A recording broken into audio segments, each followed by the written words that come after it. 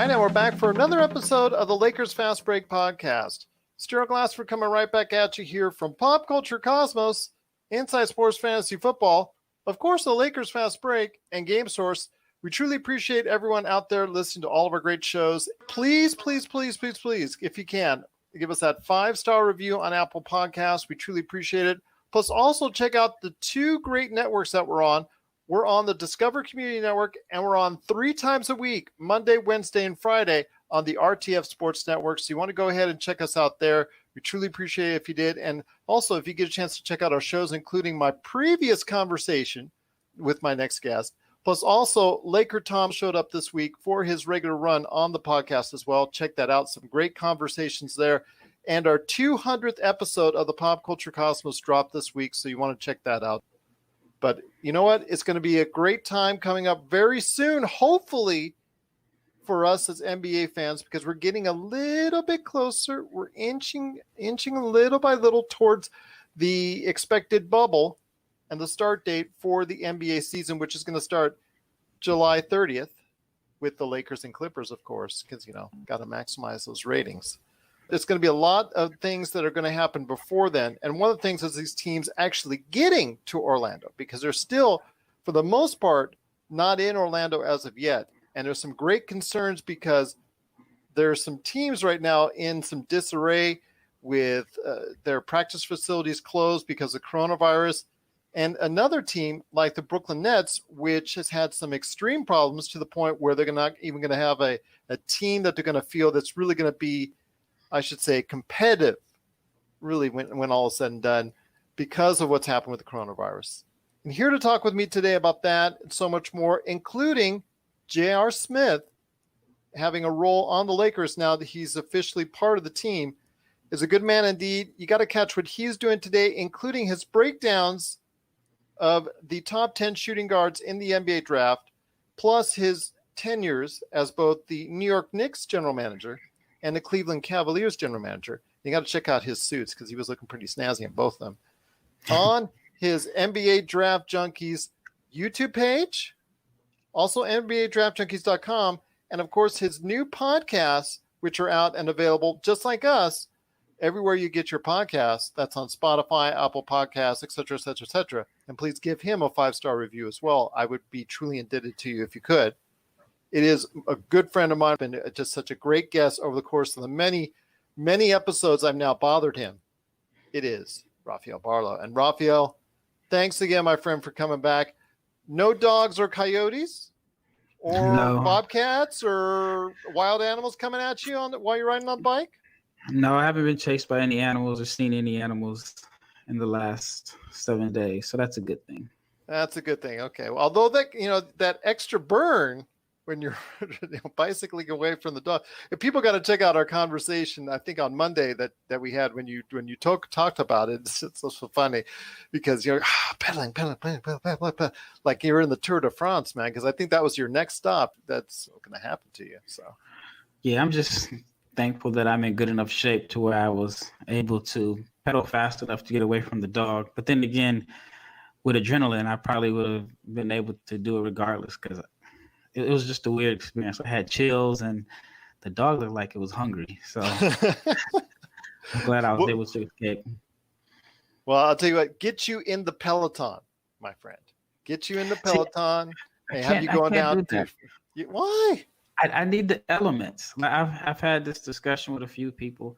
I need the elements because if I'm on the Peloton at home and I feel tired, I can just get off. No, but I'm also talking about the Peloton with the Tour de France, which is where basically they got it in and of itself because Peloton, to anybody out there, is a large group of bicycles together, usually in these Tour de France or Tour de whatever it is, whichever part of the world that they're racing in.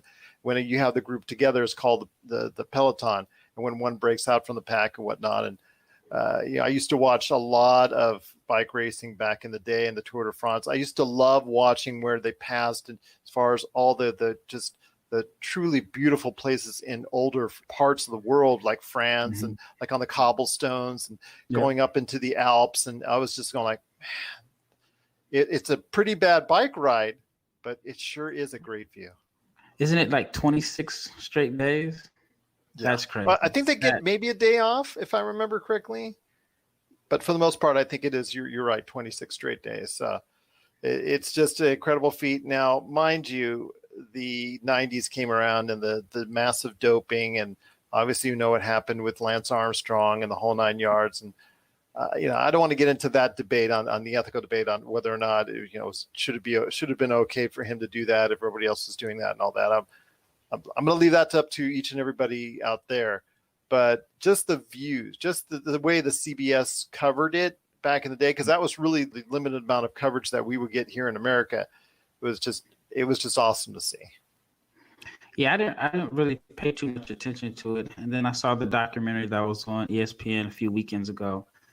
And then that's when I really took an interest in it. Also because I wasn't really riding a bike like that then. And I just didn't realize it was 26 days. I knew that it was a grueling, task to complete it, but I didn't realize it was 26 days. And then I just started paying attention to the bikes because now I'm obviously into bikes. I'm like, man, that bike costs more than a car that they're driving. I just have a little cheap bike that I bought from Walmart that is definitely cheap because it's breaking down as you would expect a $100 bike would. So eventually I want to invest in one of the expensive bikes. And then maybe once I do that, I'll be ready for the Tour de France. Okay, my friend. Okay. I want to be one of the, well, can I be one of the assistants that runs alongside shouting at you in French or shouting at you in Italian, something like that, just saying, go, go, go, go, go, go. As long as you can provide me with blue Gatorade, it's all good. There you go. I'll be the guy that sprays the water, sprays it on you, trying to cool you off at the same time as well. Oh, but I tell you what, there's still a lot to talk about. Tour de France aside, and that is the NBA. Hopefully, that's a big word at this time because the numbers keep climbing, my friend, and not in the right direction because of the coronavirus. Hopefully, we'll still be able to go to Orlando. I know a couple teams are in Orlando already, but we've seen a lot of issues of the teams that stayed behind or stayed at home were the ones that got rescheduled to practice at their own facility. Like, for instance, the Brooklyn Nets. Mm-hmm. They were of the teams right now are being the most adversely affected by either people dropping out because of fears of coronavirus or because they have coronavirus. You have, DeAndre Jordan, Spencer Dinwiddie is most likely, or he's on the fence, I should say. He's on the fence as of this point. We're talking on the first here, that whether or not he's going to go ahead or stay or go. But DeAndre Jordan, I know he's not the DeAndre Jordan of the past, but DeAndre Jordan did contract coronavirus and he is out. I know both of them are claiming, well, I should say in a roundabout way, alluding to the fact that because they stayed in the New York area instead of going to Orlando like they were originally going to do ahead of time, they think that's how they got the coronavirus. Which is shocking to me, considering that DeAndre lives in LA and then Dinwiddie's a LA guy. And I would have thought like most of the NBA that has homes in that area would have went to Los Angeles, especially considering how bad it was in New York. But I think it's not much better in LA County, my friend. It's not much better there. Yeah. When New York was at its peak, LA was fine. And New York seems like it's got it a little bit under control, but now the rest of the country the numbers keep going up. And I think they're also missing Wilson Chandler. Yes. And Nick Claxton said that he's also, I think, I don't know if they said if he caught it or not, but I do remember that he's not playing. So they're going to be pretty thin. I mean, they're at least 4 solid rotation guys, and that's not even including Kevin Durant. And who they're picking up, Tyler Johnson, I think another player or two, they're not going to make, unless Tyler Johnson suddenly regains the form that he had 2 years ago or 3 years ago, they're not going to make that big enough impression to where they're going to scare anybody now on the Brooklyn Nets. They're now probably, when you look at the schedules for all these teams, if you see the Brooklyn Nets on your schedule, you're going to think that's an easy win.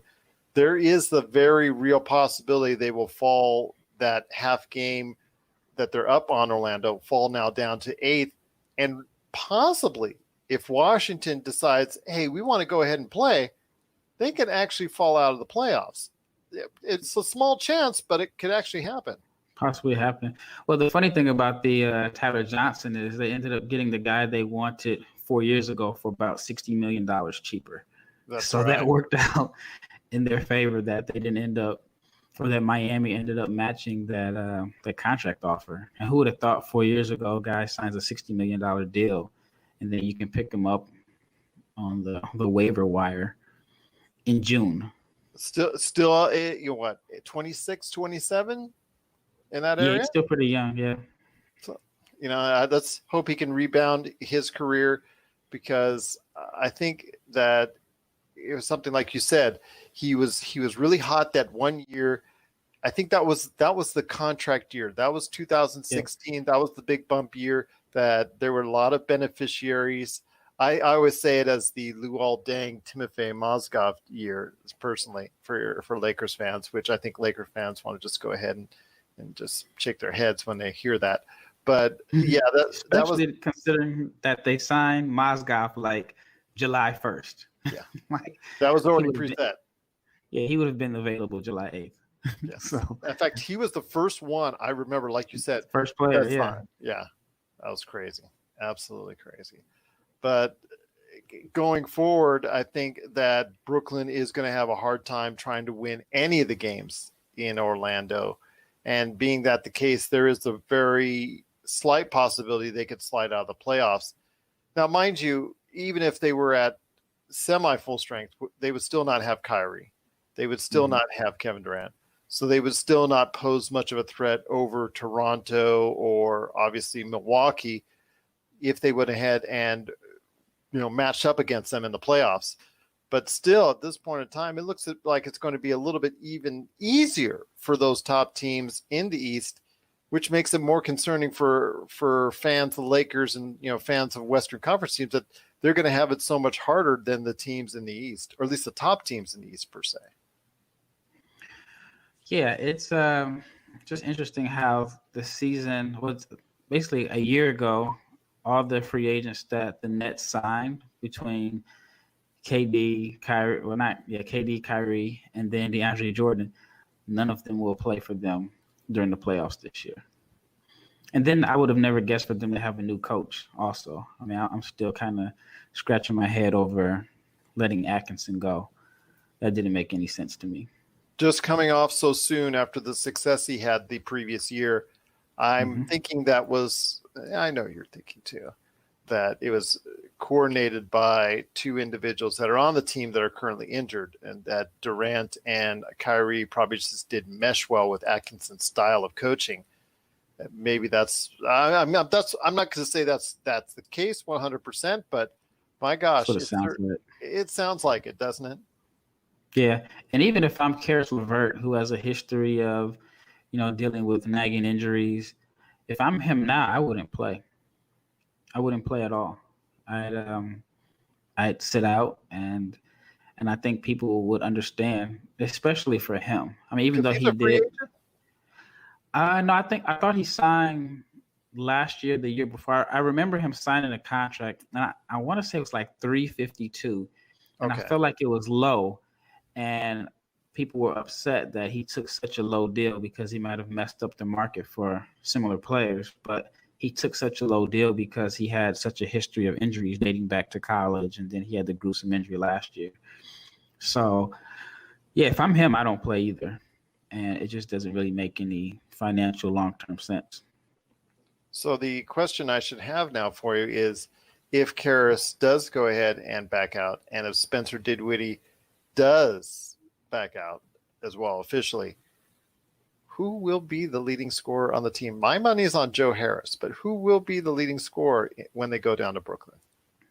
I think it's pretty much certain Joe Harris is going to be the number one option, which could be good for him going into a free agent year. I mean, he was expected to get paid handsomely this summer anyway. So if he can, look good as the number one option on the team, I think it will bump up his value even more.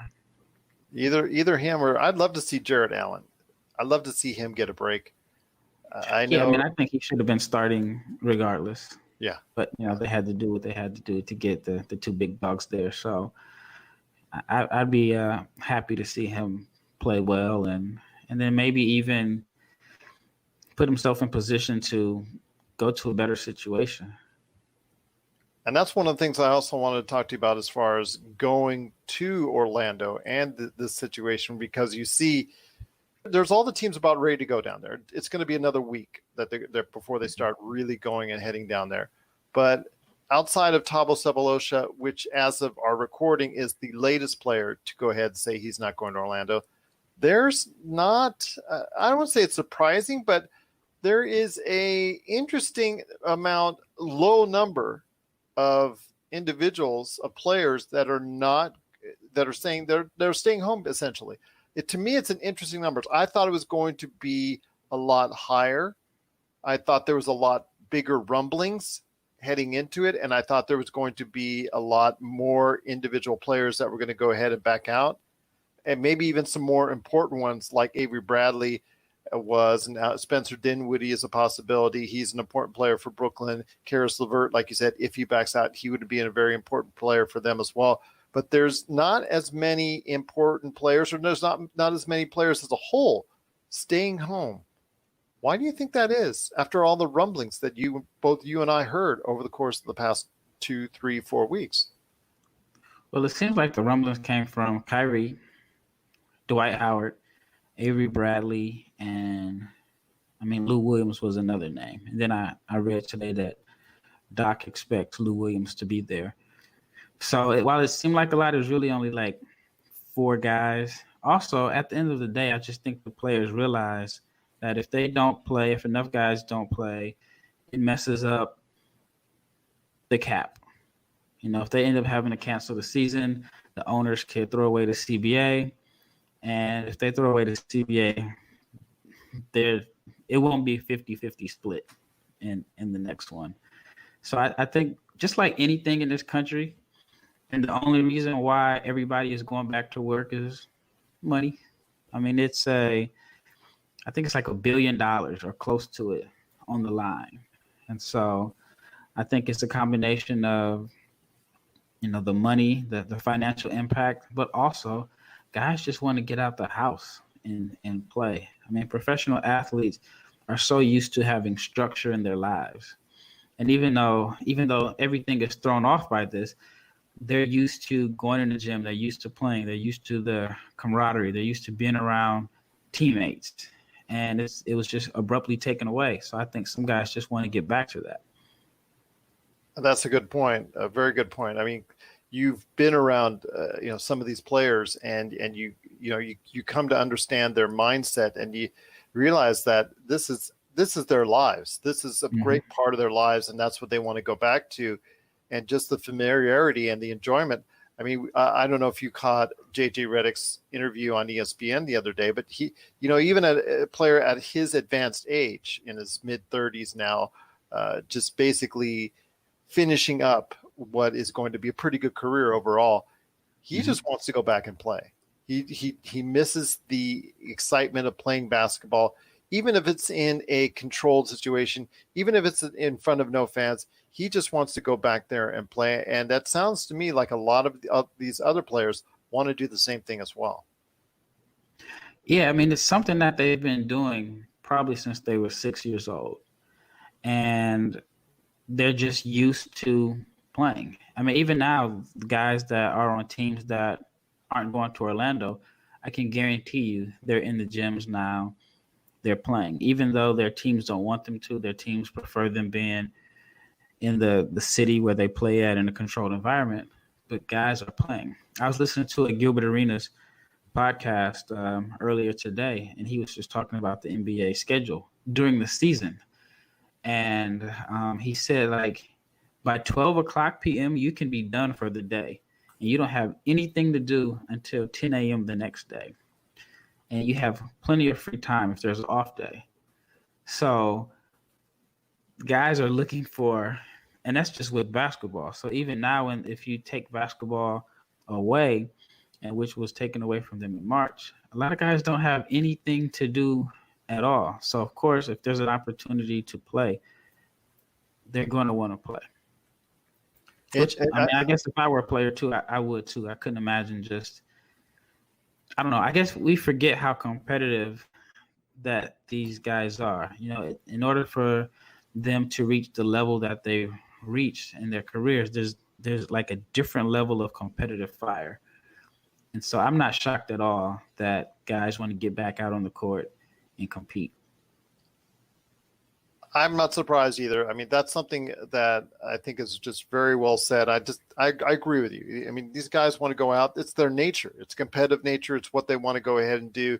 They want to go ahead and get in the mix once again because they've been out of it for so long now, for months and months, and they just want to go back into it, whether or not they have a chance for a championship or not.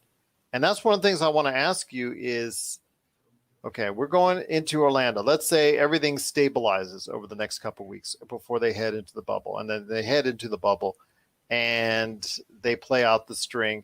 They're going to play around 70 games-ish. Mm-hmm. And the only team really adversely affected by this to the point where they can actually have an argument is the Brooklyn Nets, who right. was not expected to really do any damage anyways. So seeing that that's the case, and let's say, hopefully, that there will be no massive outbreaks or major coronavirus or major injuries going forward during this process of the season and the playoffs, although you and I both know that there's a very good chance that an injury or a coronavirus may happen. Let's say the Lakers win the championship, or let's say Milwaukee, or let's say the Clippers, or any of the other teams that go out and win this championship. Should there be an asterisk by it? I don't think so. I don't think so. But why? I want to hear in your words why not. Because everybody is going through the same thing. It's not like one team has a bigger advantage over the other. Everybody is being inconvenienced. There's no home court advantage. There's really nothing that the Lakers can say that, well, or the Bucks or whoever can say, well, it wasn't fair for us, but it was more a better situation for this team. And the way I look at it is, if we're going to put asterisks on championships because certain people didn't play, then is there one next to Toronto's championship? Because Durant, Cousins, and Clay weren't at 100%. The first year that Golden State won, Kyrie and Kevin Love didn't play. I don't hear anybody, saying there's an asterisk by that championship. The year Cleveland won in 2016, are they going to say, well, if Draymond played game, I think it was 6 or whatever, would that have made a difference? So at the end of the day, to me, it might even be tougher to win a championship this year than any other year because, you always have to be focused to win a championship, but I don't think there's been a year where a championship team would have to face as many obstacles as they would this year. But this is coming from someone who doesn't believe that the 99 championship from San Antonio deserves an asterisk either.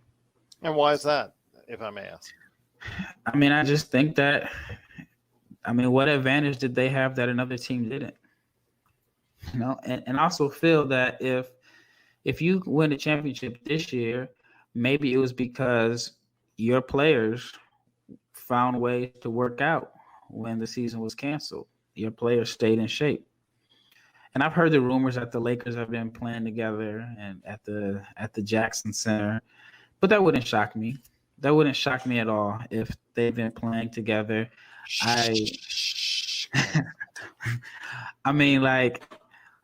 know LeBron is going to come in tip-top shape, and I think that because of the example that he sets, I imagine the rest of his team is going to be in shape.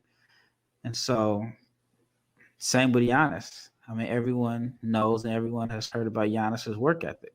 So the only player that I've heard from the Bucks that probably doesn't seem to, I don't want to say not be in shape, but it seems to have his, I guess he would be the Bucks version of Avery Bradley, is George Hill. And I think I've read that he made a comment about basketball shouldn't be on our minds or whatever. And I could be totally wrong on the misquote, but I still feel like there's peer pressure involved.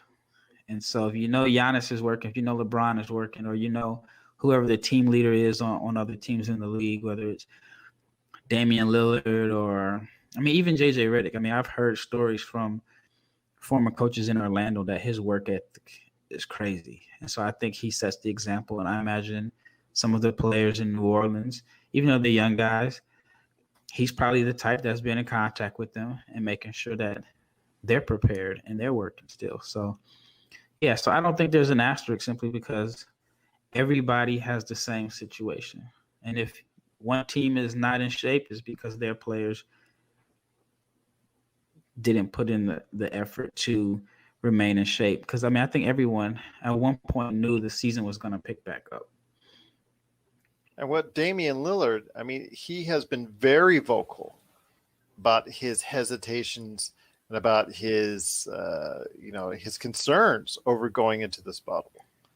But I'm assuming that he's still going into this bubble with as good a shape as he can be, because he has a tremendous work ethic. I've seen and heard stories, and I've seen interviews with people who have commented on his work ethic. So even though he's been very trepidatious about going into this bubble, I don't think there's going to be anybody saying that, hey, he's out of shape going in there, because I think he is always going to put himself in the best shape as possible. And Portland does have a realistic shot of getting into the playoffs, because they will be at pretty much at full strength when it comes to that time, pretty much outside of Trevor Ariza, if I'm not mistaken. Yeah, I think losing Ariza hurts. I felt like they were playing pretty good once they established him as a small forward. I think losing him is going to be big, simply because if they come back with a lineup of Lillard, CJ, that means Melo might have to play the 3. I don't know who's going to play the 3 for the Blazers if Zach Collins is back at the 4. And so if you have a lineup of Melo at the 3, I think his natural position in today's NBA is a 4. And so, how big is Simons? He's like 6'3", 6'4". Okay, so Gary Trent could be an option there. Yeah. But I mean, Ariza has championship experience. Yeah, of course. He's a 3-and-D guy, so I think losing him really hurts. It may sound weird to say. I probably would have never thought I'd say this, but I think losing Ariza is bigger than losing Melo if the roles were reversed. But the Blazers should be healthy for the most part. Collins has been cleared, but I think Collins' natural position is a 5 anyway. I don't really like him at the 4, and so. I mean, I don't. It's going to be interesting to see, because you have Whiteside, Nurk is supposed to be back, and Collins is supposed to be back. So, to me, that's 3 guys at the 5 spot that are expected to play minutes. Curious to see how they play the rotation, but I just think the Blazers are thin, especially without Rodney Hood, which we knew we weren't expecting him to play anyway. Yeah, we just don't have a lot of depth at the small forward spot. You got to feel, though, for Hassan Whiteside. Yeah, of course, he makes a ton of money. He had that great season that set him up with that big contract. Then he basically played his way out of Miami, and Bam Adebayo played his way into a really good role with the team. But he really stepped up this year because of the injury, and it was a pretty good move for Portland to get his services, and he's performed well. But when it comes back to time and you're going to start playing basketball games again, I have a feeling that Hassan Whiteside is going to be short. He's going to be on the outside looking in. I think they're going to play him just because he's been healthy, and I think they're going to play him. But he won't start. Do you think he'll start if there's a healthy? Yeah, I think so. But I can also see your point of view, because most people aren't expecting him to be in the Blazers' long-term plans anyway. Yeah. So, because he's a free agent, I think, isn't that correct? Yep, he's a free agent because he signed in 2016. Yeah. He signed a 4-year deal, and I think Conley and Batum are the only players that signed 5-year deals, so they still have another year. I on the books. remember Batum, yes, and unfortunately, so does everyone else in Charlotte. So we're signaling the ref for a quick timeout, but we'll be back with more of the Lakers Fast Break podcast. Check out what's been going on with the Pop Culture Cosmos Show and the PCC Multiverse. That is by far my favorite because it's also character driven and the stakes are high and there's much more of a mystery and intrigue to it. A game like Wolfenstein, which people are saying are one of the most socially important video games of the past 10 years. Catch our shows on radio worldwide 7 days a week or at any time on Podbean, Spotify, Apple Podcasts, or on over 30 more podcast outlets.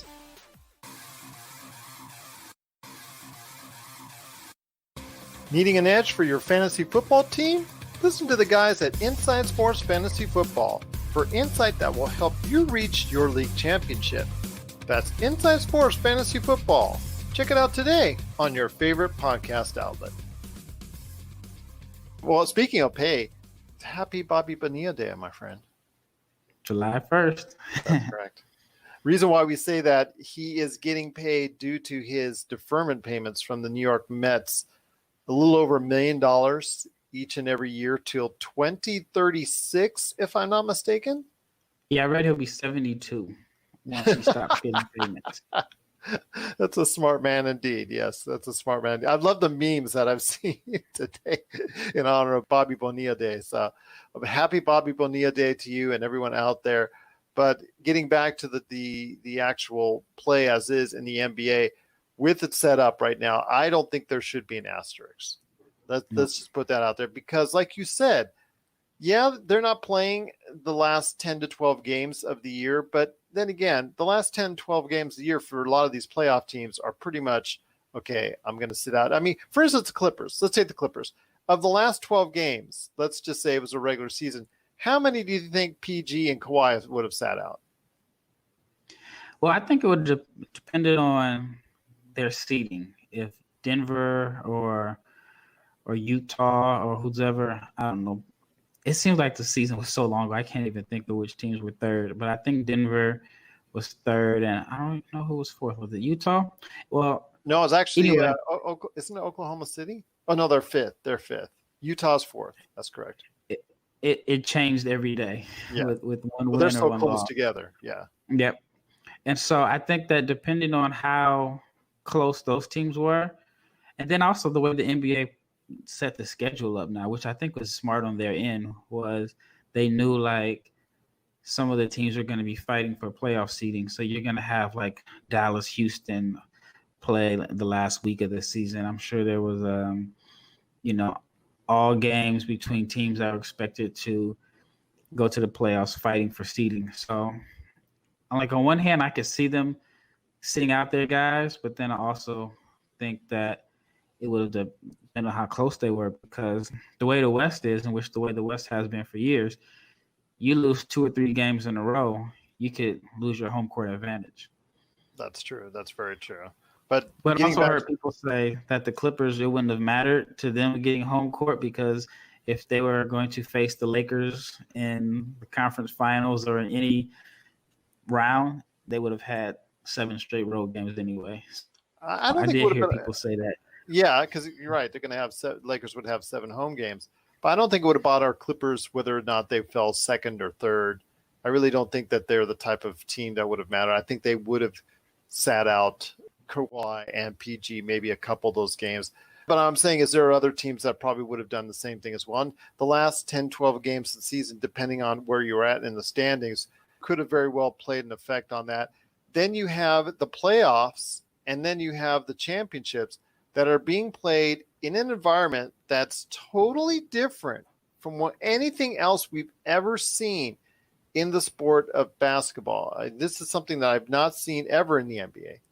And to suggest that this should have an asterisk, I think it's disappointing for people to say that. The only way you could say that is if a mad case of coronavirus hits a team and they would be extremely shorthanded or a rash of injuries. Then I could see that maybe I'll give that to you. But even if that's the case, I think when it comes down to it, that the NBA wouldn't allow that to happen because they want a premier showcase out there. And let's say Milwaukee versus the Lakers, and the Lakers had so many, 6-7 people out because they just contracted coronavirus. I don't think they would allow that type of, finals to happen. I just think that if it sets up accordingly the way you and I hope it does, that whoever becomes the champion should not have an asterisk by their name. Yeah, I've been watching basketball throughout the world the last few weeks. So I've watched games in China, I watched games in Israel, and even the ACB.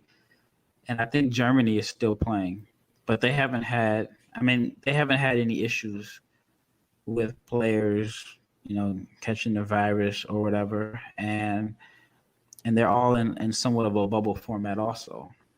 So I don't think the NBA should have an issue, especially if guys are really going to be in this bubble. So I can't imagine a situation where multiple members of a team end up, having COVID, especially with this bubble situation. I think that's the reason why it's there, is to obviously prevent people from going out and interacting with people outside. So I think they'll be fine. Well, it's so funny because you say that, and we go back to Damian Lillard, and he has some doubts that all these players are going to be on their best behavior for all those weeks in the bubble. So he is not as confident, again, of once they get into the bubble, that it's going to be controlled as well as the NBA hopes does, because some of these players are just going to go ahead and put themselves at risk by trying to sneak out, et cetera, head out into a different direction, as far as maybe, while someone's back is turned, and head out to maybe go have some fun for a night or whatnot, and come back into it and get people infected. I'm hoping that's not going to be the case. Whether or not they wear the proximity rings or the whatever else devices they're doing to track or monitor or whatever they're doing for these players that are voluntary. I'm hoping that's not the case. And I think for the most part, especially these playoff teams, they're going to take it rather seriously. Well, here's my question I would like to ask Dame, and that would be like, okay, well, where does one go? So, do you call it Uber? So if you call it Uber, then it's going to be obvious that a van or car service pulls up to the hotel and you leave. 2, where can you go? Like if you're 7 feet tall, or are you just going to go to the mall in Orlando? Someone's going to snap a picture. And that happened in Israel. A couple of the American players broke quarantine. I think Amari Stoudemire has been fined twice. And it's like 30,000 shekels, which is like $8,000 US. So that's probably just pennies to Amari.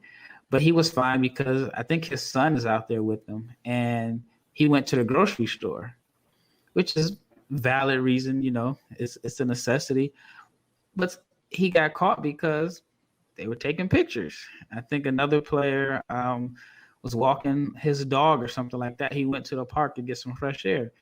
And how they ended up getting caught was because you're obviously going to stand out if you're a professional basketball player, and someone's going to take a picture and it's going to get out. So I think maybe if one person does sneak out, I imagine that it's going to get back to the league pretty fast. You're right. I've actually met Amari Stoudemire in person. He is 6'10", 6'9", 6'10". So yeah, he stands out in the crowd. Yeah, like imagine like JaVale McGee just going somewhere in Orlando. He can't hide, So someone's going to say, "Oh my gosh, there's JaVale McGee," or snap a picture. So I think this is where technology ends up policing the players. Yeah. Well, I hope that's the case. Although, if anybody leaves, my guess is the Lopez twins, because you know how big Disney fans they are. And they would definitely get caught. How often do you see 2 7-foot twins? So that would be all on social media. They are Disney super fans. And if you're not familiar with them as far as how big of super fans they are, they actually return merchandise, which they thought was sold to them legally on the up and up by a Disney employee, which was actually stolen merchandise that was stolen from the inner archives of Disney World, which were used on displays and whatnot. So they are really into that, buying Disney memorabilia. I mean, even more so than just going and stopping by the Disney store. I think Brooke actually has a home on the Disney World property where they have homes there that you can buy. So he can't even stop by and hit his own fridge. So he'll be leaving I didn't know that. Yeah, I think it's Brooke. I don't think it's Robin. But yeah, both of them are humongous Disney fans. And if there's anybody that's going to be, although I think, according to what I've read, there is a possibility that they're going to, on one of the days, section off a portion of the park and make it accessible to the NBA and its families only. If that's, from what I understood, that's one of the things that they're going to do. Upon also as well getting a sneak peek and ahead of time at the Black Widow movie, which makes me angry because I want to see it. You got to get a media pass. Actually, somebody asked me that the other day, and I said, because of the different circumstances, I would. But you know what I do? While I was there, I would write a book about my experience so I could go ahead and detail it. I wouldn't be just there just to report. So take advantage of that unique situation. But that's just me. But I'm not being asked, so unfortunately I can't go. My family would say, bye-bye, have a nice day, have fun in Orlando. I would get like 500 questions a day from my daughter, who's a Disney freak as well. So that's beside the point. But I want to get back to what we're talking about. I think you're right. No team that goes through it, and if they get a fair shot against other teams that are just as competitive as they are, that are just as in a state of health as they are, it should not get an asterisk. It should not be known as anything substandard, because this is a unique situation, and you're in an environment where you don't have that uplifting moral support and extra adrenaline you can get from 15,000 screaming fans. So to me, because you've heard it, and you've heard these players, and you've experienced that. You get that uplifting momentum when 15,000, 20,000 fans go wild about something that you just did, and it can happen, and it can change the course of a game. Both teams feed off of it, negatively and positively. So you don't have that in that environment in Orlando, and I think whoever can come out on top definitely should be commended for doing so, because you don't have that distinct advantage of going ahead and playing in front of your home crowd. Yeah, and like I said, I've been watching games in different parts of the world, and it looks weird at first, but once you get a few minutes into the game, it's just basketball. Guys are playing hard. The only question I have, which could happen regardless, it happens towards the end of the season anyway, and we've definitely seen it happen in summer league. But I do imagine like some teams are just going to they're going to be ready to go, and the games aren't going to be competitive. Well, that's one thing I want to ask you on that. Let's say Devin Booker. Devin Booker would probably be the first name, if anybody told me a first name of a player that would be affected by this, because Phoenix is on the very edge of elimination, and he is their best player. If you're Phoenix Suns, do you just pull him? Do you send him home? Does he actually get his full paycheck for doing that? I'm not sure how that works. Well, one, you have to, because Devin Booker is represented by CAA.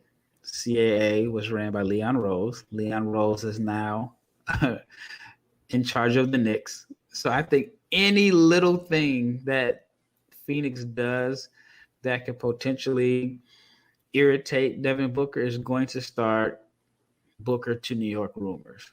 So I think you have to do whatever he says. If he says, you know what, I don't want to play, then you just say he has a pulled hamstring and you don't play him. So I think whatever they do, even though he still has probably like 3 or 4 years left on his deal, I just think that there is this recruitment phase that they're going to have to go through until he signs an extension. But I would say Bradley Beal. If you say Booker, then my next guess would be Bradley Beal. Well, Bradley Beal, I would have told you that last week, but then we've seen the situation with Brooklyn, and that to me is very interesting. Yes, Washington has lost a key component in Davis Bertans, but I still think if everything falls the way it does, it could actually get close to the point where, you might be talking about Washington sneaking in as a number 8 seed. As well, yeah. Well, right now they are like 5 or 6 games out. That still would be pretty tough. Actually, 5.5 games out. Well, they have to get to 4, within 4. Mm-hmm.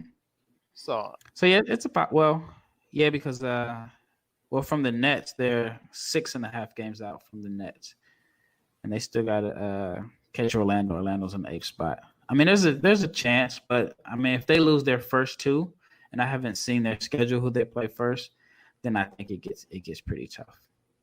Well, fair enough, my friend. Once again, I'm talking to Rafael Barlowe from the NBA Draft Junkies. You got to check out what he's doing today at NBA Draft Junkies on YouTube and also NBADraftJunkies.com. But before we head on out, my friend, I want to ask you this when it comes to J.R. Smith.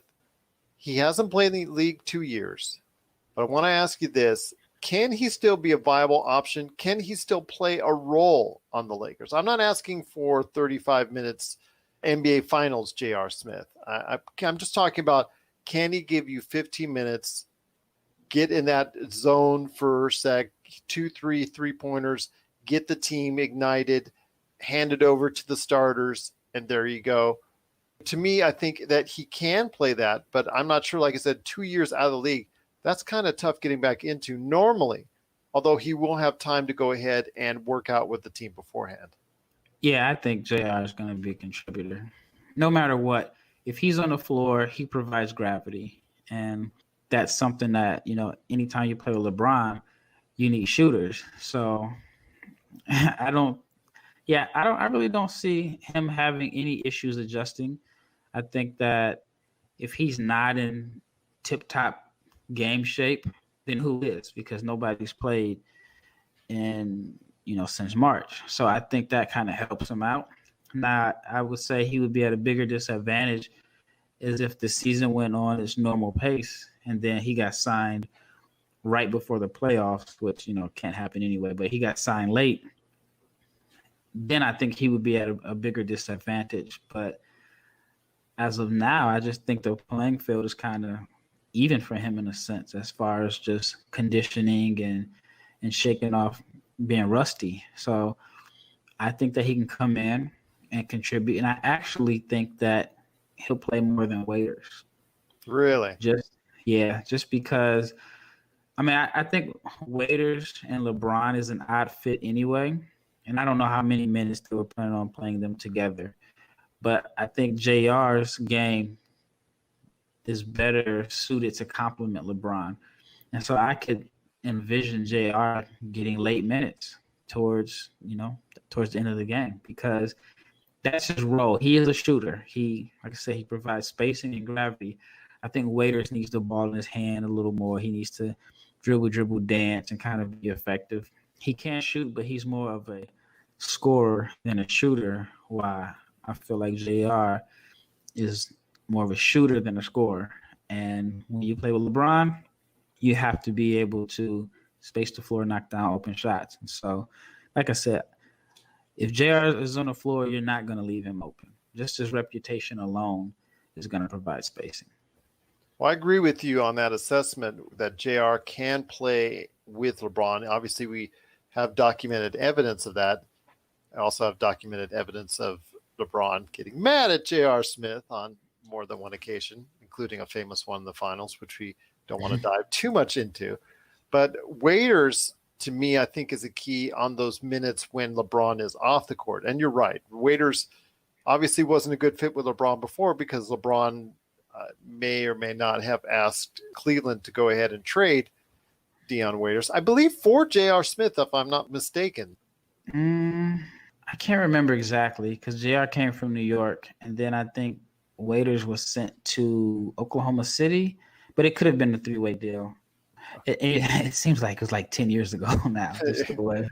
But you're right. But you're right. Waiters and LeBron is not a great fit because they do similar things. Well, LeBron does a higher level, but they have a similar type of play style. But in those minutes that LeBron needs to get a rest, I think Waiters can fill a role in that. I think if not, it's a must time for JR, Dion, and Markieff Morris. That all three have to find some functionality and consistency on the floor for the Lakers when they're asked to go ahead and play, because all three are at a crossroads in their career. If Markieff, JR, and Dion Waiters don't perform at a consistently decent level, they may not get many more chances in the league after that, especially JR, because he's pushing 35. Dion, because he's been pushing a lot. He's been pushing a lot of people's patience. And that's also, as you know, once you start testing those waters adversely, gummy bears aside, once you have all those issues with teams, you're going to be persona non grata, as we've seen before in the past. And with Markieff Morris, I mean, it's just a simple fact that you were doing so well in Detroit in your limited amount of games that you played because you were injured. What happened between the point where you can't be utilized properly when you're playing with LeBron? Because LeBron should make your shots easier. In theory, he should make your shots a lot easier. So how does it, the fact that you can't perform at the same kind of level that you did in Detroit, how does that come into play? Because, again, in theory, LeBron should make your job a lot easier. And if he doesn't play well, it would make me wonder how serious was the neck injury that he had. It doesn't seem like he's been the same player since he had that injury. So that would be my first question. But the biggest question I have is, and maybe you can answer this question, what do you think the Lakers' rotation will be?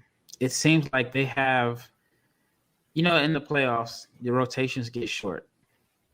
And they, in my opinion, it seems like they can go 10 deep. And this is even without Avery Bradley. So I'm curious to see who is the odd man out. I know we've talked about which big is going to be the odd man out because we expect Davis to see a lot of minutes at the 5, especially closing games. So I'm just curious to see, what do you think their 8-man rotation will be in the playoffs? Or do they go 10 deep still? I think they're still going to go 9, maybe 10. But the thing is, are these players going to be at the level you need them? Because they don't come off the bench and they don't, for the most part, score 20 points a game like Harrell or Williams do. That's the thing. But they provide. They don't necessarily need to, but they just need to go ahead and produce at a decent level. And I think you have a lot of very good players, very decent players coming off the bench for the Lakers. No highs, no real lows. Maybe Rondo, but we won't go there. But you don't really have the standouts like you do on the Clippers. But you have a consistent line of players that you could throw out there that might be pieces that will fit that puzzle a lot nicer than maybe what the Clippers have. Because the Clippers, after you get by Williams and after you get by Harrell, you don't really have that great consistent line. Reggie Jackson, is he going to be able to do it for you? What do you have left on the Clippers that is really off the bench going to do it for you? So I have a feeling it is going to be a little bit longer rotation than what you would normally see in the playoffs, because I agree with you. When it comes to the playoffs, you usually shorten up your rotation to your best 7 or 8.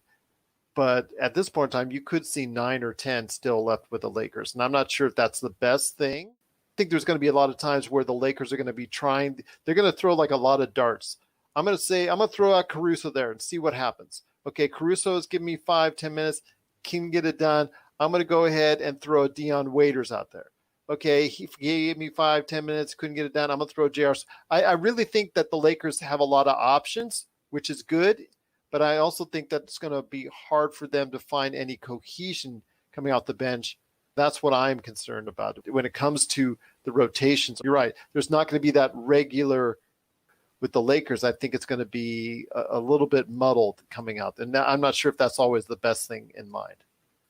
Right, and I'm wondering, for these last 8 games or however are left in the quote-unquote regular season, do they use those games to make sure everybody gets in tip-top shape, or are they using those games to figure out their rotation? So I'm really curious to see how many minutes LeBron and AD play in these last few regular season games.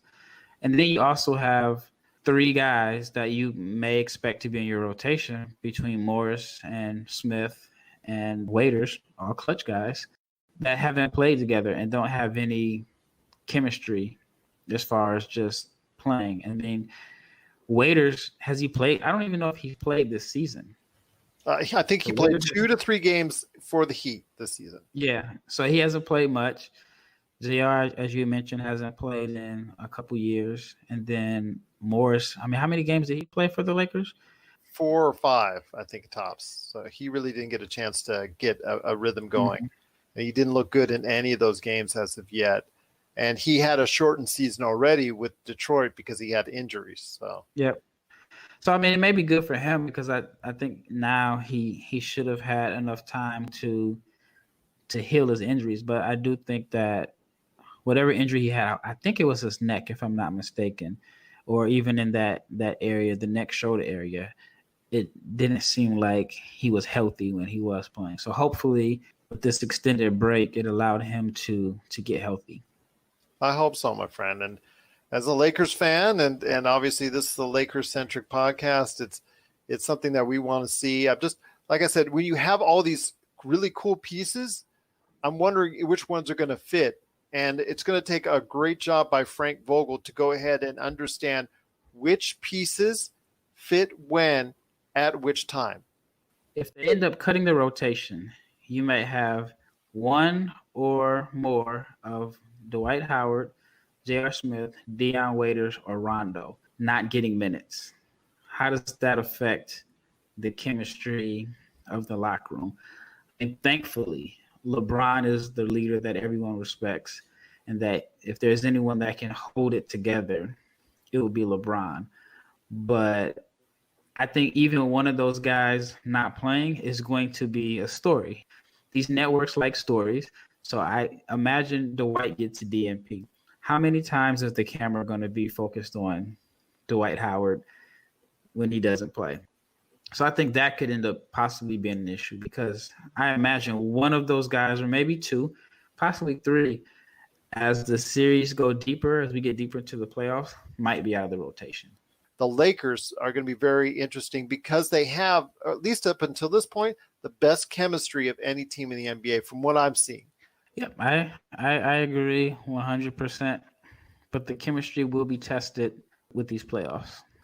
Before we head on out, I got to go ahead and get an update from you on what's going on with NBA Draft Junkies because it is the place to go. And you've got your great new addition, Joe Gomez, giving you a hand. I'd love to hear what you and Joe got cooking up down the road. Yeah, we'll probably do another video coming up on the small forwards. And then we already did it on the point guards. And then, like I said, we'll do the positional breakdowns. And I'm in negotiations right now with my agent trying to find me a new team to take over as a general manager. It's between a couple teams right now. So once I get that figured out, then I will announce which team that I'll be in charge of fixing their rotation through the draft. So, yeah, I plan on doing all 30 teams. And I was hoping to do all 30 before draft day. So I got to at least pump out like 2 or 3 a week. So it's going to be a challenge, but I plan on making it. There you go. Getting the suits, man. Getting the suits. It's going to be the hard part. Yeah, but, it can't go wrong with black. Just got to switch up the ties. There you go. There you go. Styling indeed. Well, I'll tell you what, it's always great having you aboard, my friend. Rafael Barlowe, once again from NBA Draft Junkies. You got to check out what he's doing today. NBADraftJunkies.com, NBA Draft Junkies on YouTube, and also his great podcast. Of course, it's called NBA Draft Junkies, and you can get it today on Spotify, Apple Podcasts, or wherever you get your podcasts. And please make sure you give him that 5-star review, just like us right here at the Lakers Fast Break. If you have any questions for Rafael, he's at Barlow500 on Twitter. We're at Lakers Fast Break on Twitter. Or if you got one of those old-fashioned emails you want to send to us, LakersFastBreak@yahoo.com. Well, awesome again to have you aboard, my friend. Looking forward to our next conversation coming up next week, right here at the Lakers Fast Break.